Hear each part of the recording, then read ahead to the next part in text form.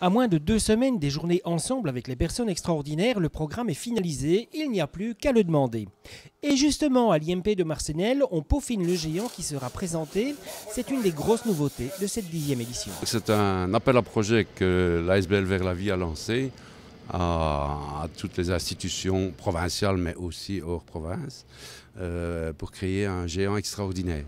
Et donc nous en avons 18 qui ont répondu et qui viendront défiler. Le jeudi, nous les présentons au BPS 22, au jury, et décernera déjà 50 points sur les 100. 20 points seront après décernés par le net, et donc on prendra des photos des géants, on les mettra sur la page Facebook ensemble avec les personnes extraordinaires. Les gens voteront et donc là il y aura 20 points. Et les 30 derniers points, c'est par le public. Le 12 mai ici, lors du défilé, les gens pourront voter et mettre dans une urne.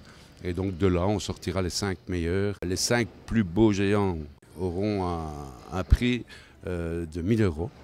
Et l'ASBL prend en charge pour 300 € les frais pour la construction des géants.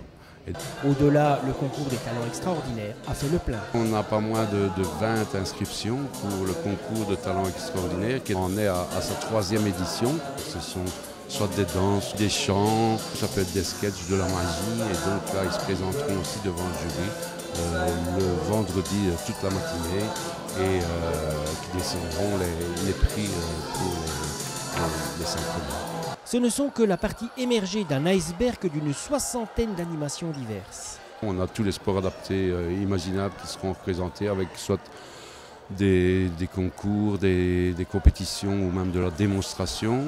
Mais on a aussi du spinning, un marathon de 3 heures de spinning. On a de la Zumba par la Samaritaine. On a l'après-midi des vedettes qui viennent sur le podium. Donc on aura la chance d'avoir le grand Jojo, Rémi Brica pour les anciens, Casimir également, et Hippolyte qui seront là pour mettre de l'ambiance.